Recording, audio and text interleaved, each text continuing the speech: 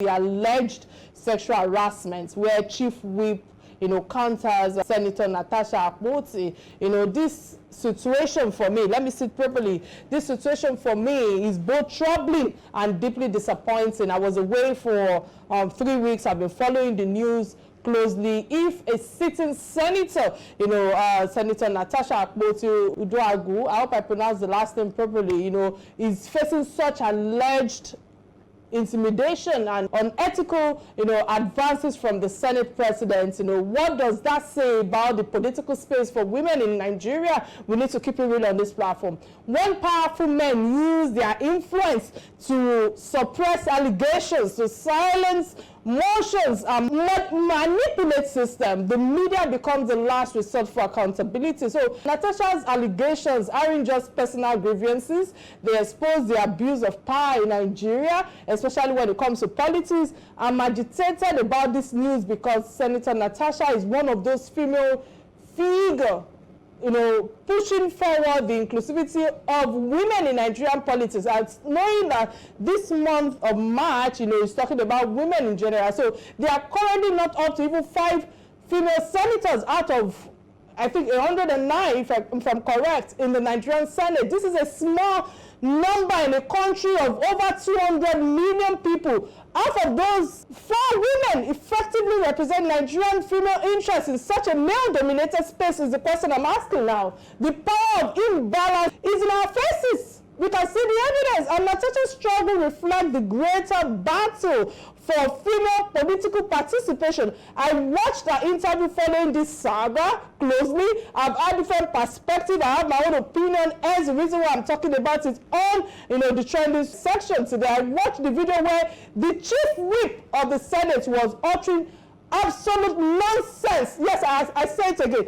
Absolute nonsense. The response from Senate Deputy Chief Whip Senator Nwebonyi, I don't know if that's his name right now, is even more appalling to me if you ask me. Instead of addressing the core allegations, it resulted to personal attacks, shaming a woman based on her marital history, her marital challenges and children. The fact that the Senate Deputy Chief Whip came out to spill nonsense, for lack of a better word right now, is absolutely, I don't know the word to use now because I'm trying to hold my emotions. His statement about Natasha's children and personal life is disgusting to me. Why is it that when a woman stands her ground, the response is always to attack her personal life, her personal affairs, rather than addressing the issue at hand? If Akpabio truly obstructed her motion, made advances, why is the conversation not about that issue? Why is the conversation about her private life? I ask him pain.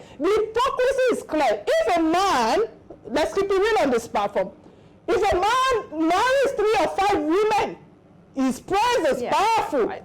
If a woman has children from different relationships, she is condemned. What kind of hypocrisy is that? This is the same country where men in power have multiple wives. They opt from one woman to the other. They have mistresses, yet no one questions their ability to lead. The real question remains, why was Senator Natasha's motion on investigating corruption at Ajaokuta Steel Company repeatedly blocked? If the motion was in the interest of the Nigerians, why deny it? These are the issues that need answers, not childish name-calling. When Natasha is fighting an important battle, she also needs to be strategic. This is where I think I need to emphasize on this. The challenges Nigerians face are bigger than personal fights now. We have poverty. We have lack of infrastructure in our country. We have insecurity. We have corruption. Name it. It's endless. She must balance her advocacy with a strong an issue-based approach to governance so that the public sees beyond these battles. Natasha's case is bigger than just her. Yes, I had an opinion about, how you carry yourself. Sometimes how you carry yourself makes, sometimes leads people on. But listen, that doesn't mean that women don't go through that struggle.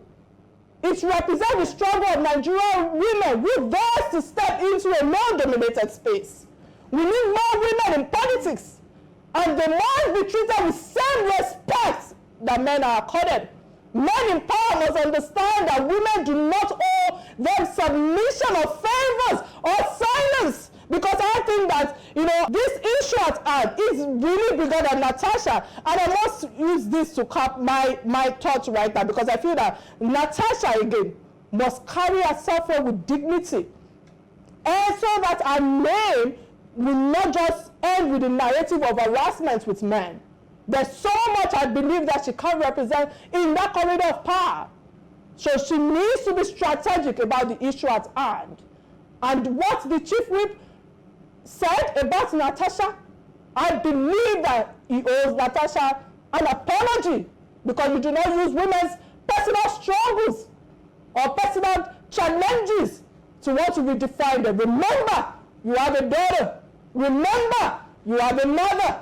And remember, you have a sister in your own front. Let this nonsense stop about women who are representing other women globally. I think this is where I draw the curtains of my opinion right now. Ma'am, I don't know if you have a minute to say regarding the issue at hand. Yeah, I didn't really catch all the question, but I think I know what you're talking about. I didn't see the interview of the chief whip. This is the first time I'm hearing of it. I was, because at the start of Ramadan, I always travel for a few days to Saudi, to Umrah, as I do at the end of Ramadan. So I was actually in Umrah, I think, when this whole story evolved. And it was just when I came back, I've heard snippets of something that it sort of evolved around the subject matter in the Senate. Why I wouldn't want to completely make a statement on it, because I want to be properly educated about what transpired. But what I can say is, I think seeing especially what happened in the Me Too movement, I think every woman should have a platform and a story, and every woman should in the first instance be believed, because it is important. At the same time, because I don't know the facts, I also think that we have to be sometimes careful, because innocent before proven guilty. But for me, I think what's more important is not to be guilty and then having to be proved innocent. I would prefer to educate myself as to what happened. But from what I think I got you said, from what the chief whip said, yeah, that's slightly outrageous. Below the belt. Like I said, I couldn't have an opinion because I didn't listen to it, and I don't exactly know what's happening from the ministry. I just came back yesterday for a Federal Executive Council from Saudi Arabia, and I've just got bits and pieces. So I would love to educate myself perhaps and come back and talk about that, because that speaks also to the encouragement of women. All right, that's fine.